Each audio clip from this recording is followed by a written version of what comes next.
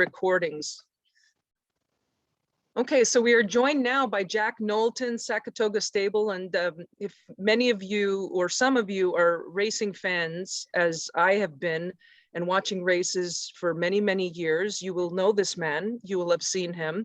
I probably can go back from starting Funny Side. That dates me a little bit. We were talking about Jack and we were laughing a little bit because that was 2003.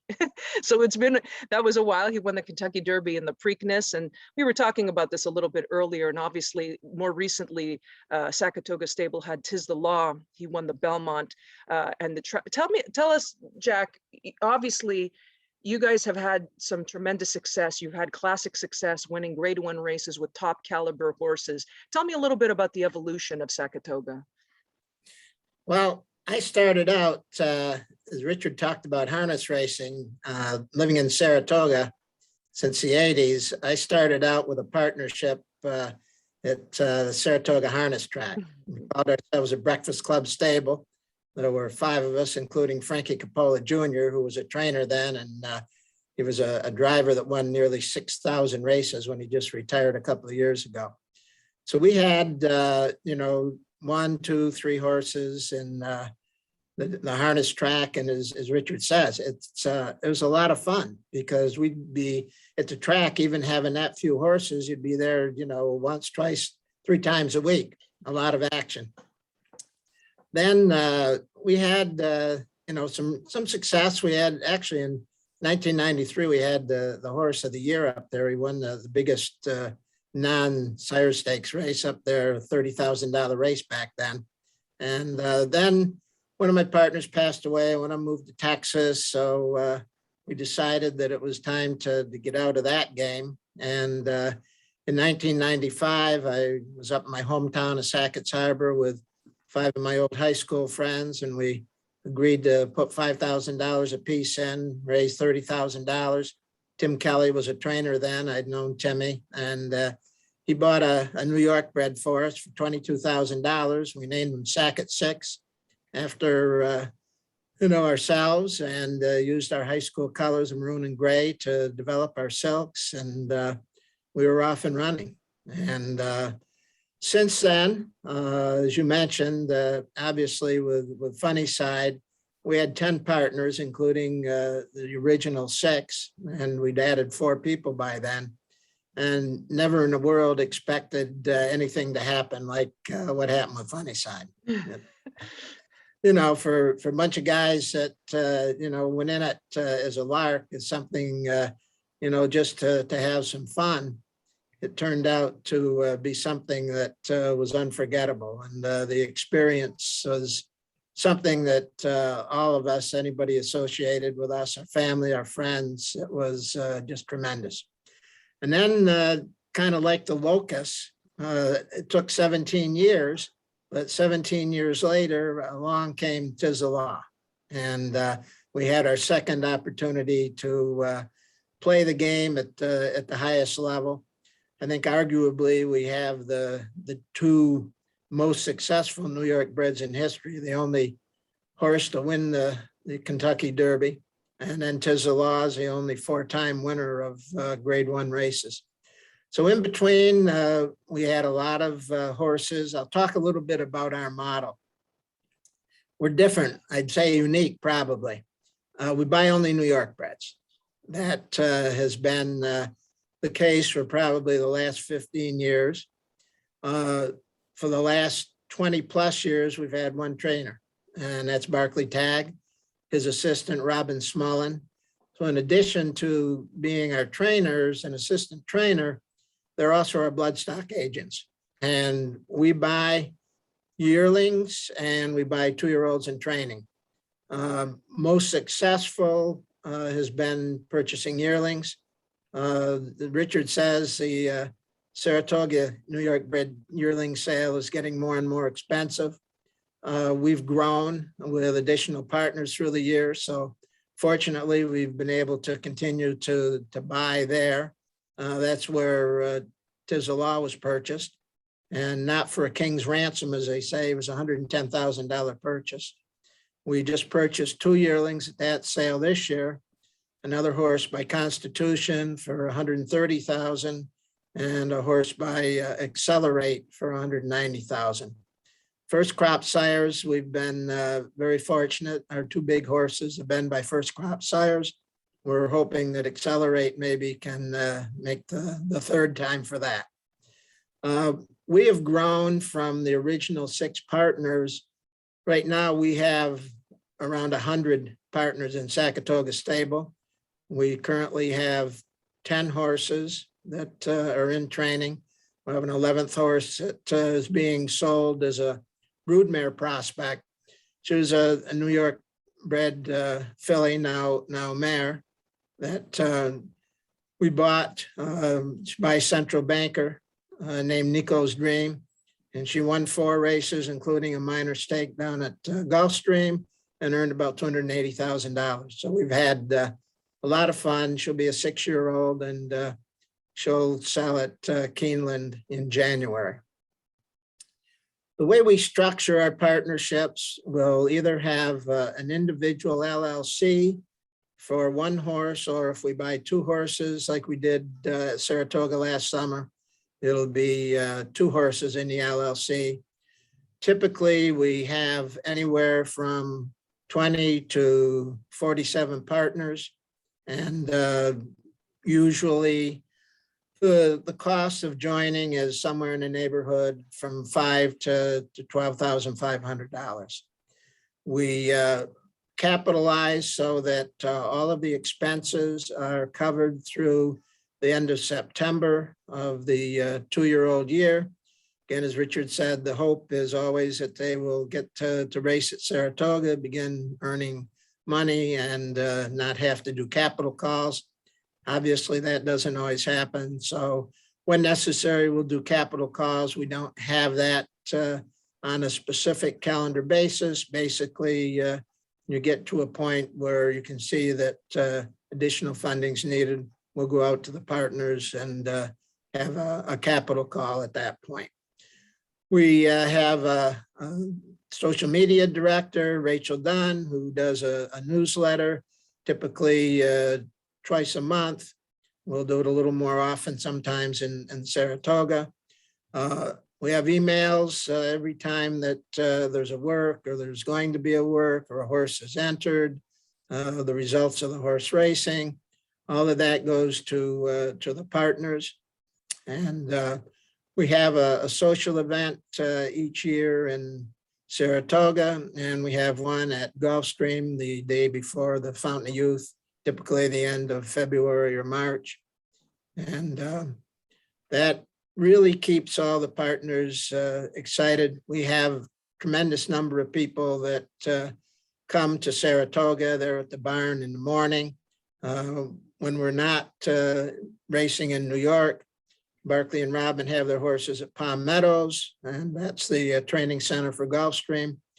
We'll usually race a handful of horses at Gulfstream, but predominantly we're running at Saratoga and Belmont, and somewhat to a lesser extent in Aqueduct. Okay, so that's a lot of information. Guys, if anybody has any questions as we're going along, please feel free to ask. Oh, okay, we have a question, Jack. 1 second.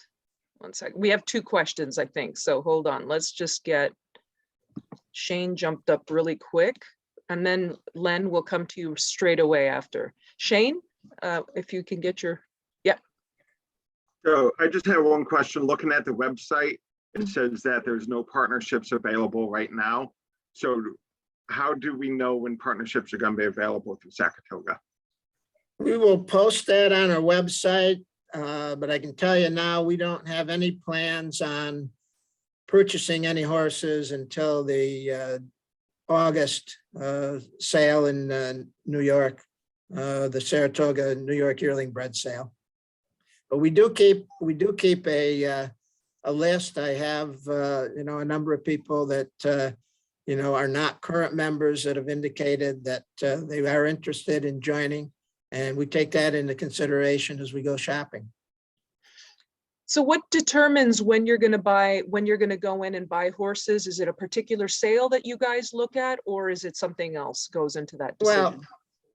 Well, we always attend the New York bred yearling sale in Saratoga.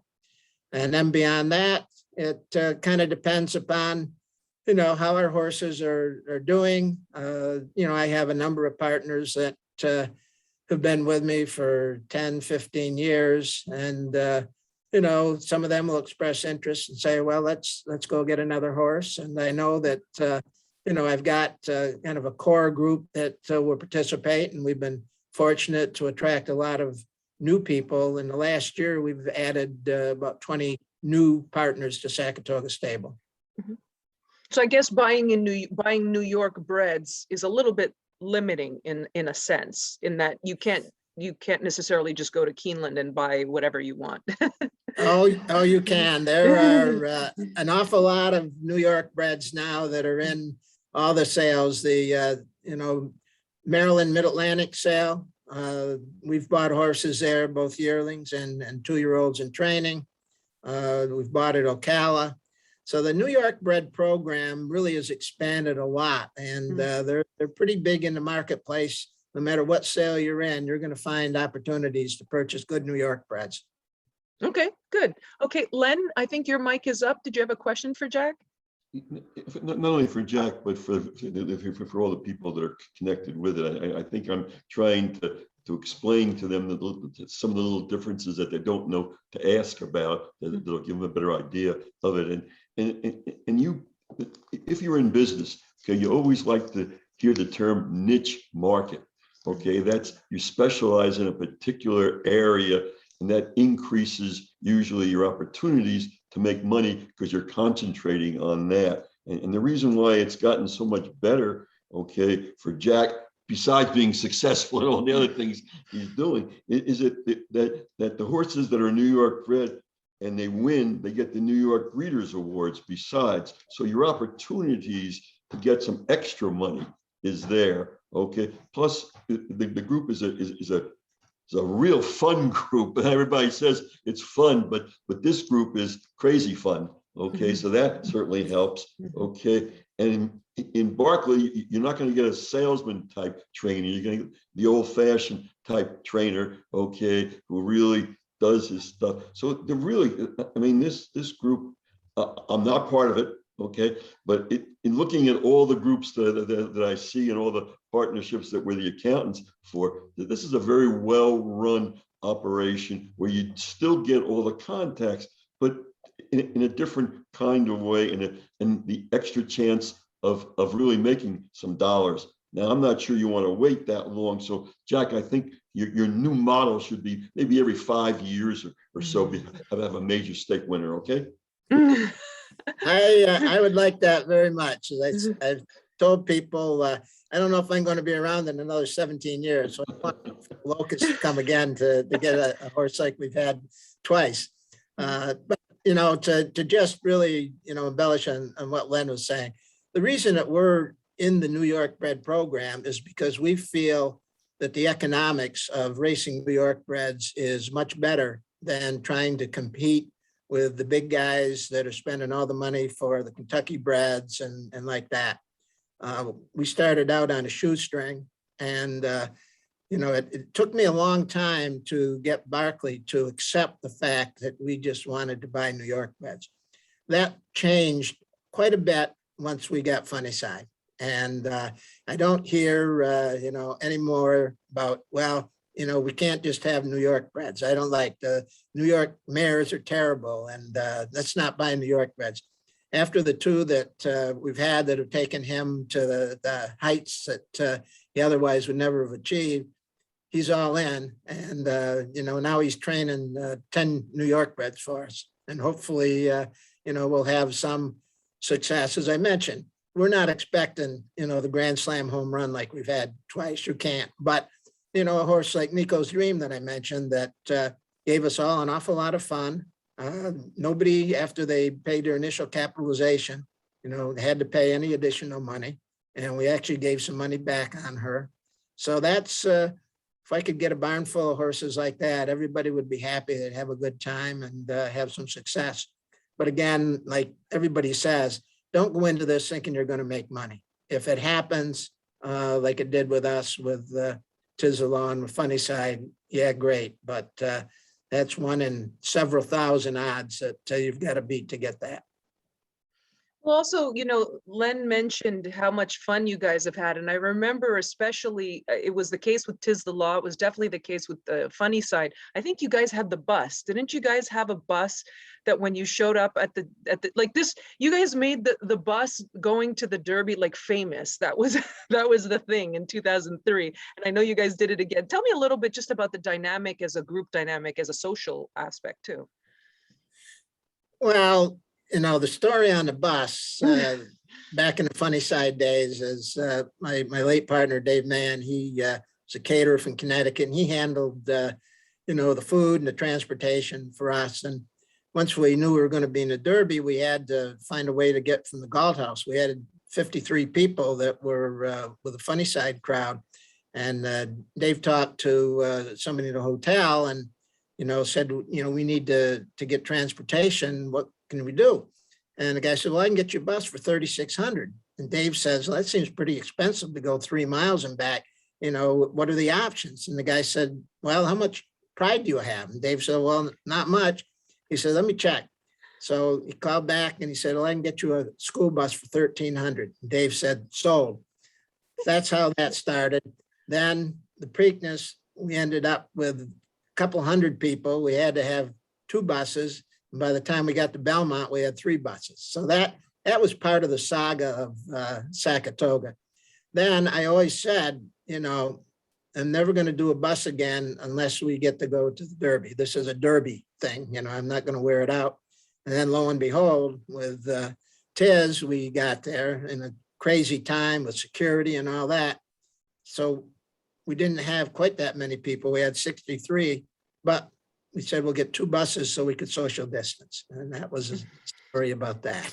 Okay, well, that's good. Well, now, how many typically on each horse, how many partners, how many people do you have on each horse? Is there a standard or does it vary?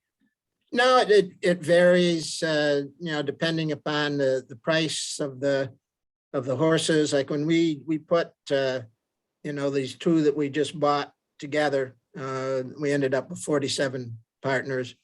We bought some other horses. Last year it was 20 to 24 partners. So it's, you know, it's usually a good size group and largely dependent upon, you know, how expensive the horses are. Okay. And let me ask one question. Based on the fact that you obviously, you have a significant number of partners, you have people that are actually waiting to get into some horses, why don't you go to the sales and buy a few more horses now? Because you said the New York breds, you can get them pretty much anywhere now. So why do you have that decision to make to wait until Saratoga to purchase them? Well, we expanded significantly in the past 2 years. And we went from a stable with 4 or 5 horses to a stable with 10. Mhm. And I don't want to, you know, try to grow too fast and, you know, not be able to do it right. So we're going to take a little pause now. As I said, we've got, you know, about 100 people that are now involved in Sackatoga Stable. We've continued to increase our capability to provide them a good experience. We just want to make sure that we're able to do that, and we'll see. I mean, you know, you don't know how all of the horses that we've got. Only 4 of the horses that we currently have even raced yet, or have raced only once. So we've got to see how that sorts out. If you know, they're successful, that will probably lead us down one path, and to the extent that they may not be, that may lead us to another. So we're just going to, you know, take the pause. It's kind of the quiet time for us. We may have, you know, a handful of starts at Gulfstream. Sometimes we like to get 1 start down there before we bring them back to New York to run in the New York bred races. Okay, great. Do we have any other questions from anybody for Jack? Okay, I think there's a pause, which tells me maybe, Jack, I just wanted to say that, I really appreciate you coming on, because again, you highlight what we try to do with our members, and what Len, when he comes on, obviously DJ Stable, they've had tremendous success as well. And obviously Len is a money man too. So he always gives us his insight into, some of the nuances into horse ownership. But I think you really highlight the fact that all of the racing partnerships, everybody we've seen thus far, not only today, but in the previous call as well, everybody's different. Every model's different, everything looks different, and depends on what appeals to each person will really determine where they're going to go. But Jack, obviously you've been in this game a long time. What would, just on a parting note, what would be the one piece of advice you'd give to somebody new who's trying to take that next step and to get into horse ownership? Well, I think that they need to look for partnership where they're going to have a good time. As I said earlier, and other people have said it, don't go into this thinking that you're going to make money. Go into it for the experience, to have an opportunity to participate in the sport of kings. And depending upon what level and how much risk you want to take, I think you look at partnerships, because they are very, very different.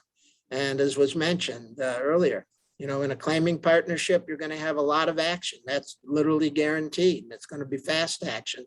If you come into one of our partnerships, a new person this year, at the earliest, they're not going to see a horse race until probably Sacktaoga.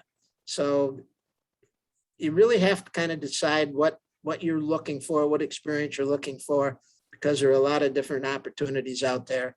But, come in with eyes wide open, and, recognize that, you write that initial check for the capital. There's a very high likelihood you're not going to see that back, but it's money well spent if you really get inside the thoroughbred racing game and have a good time.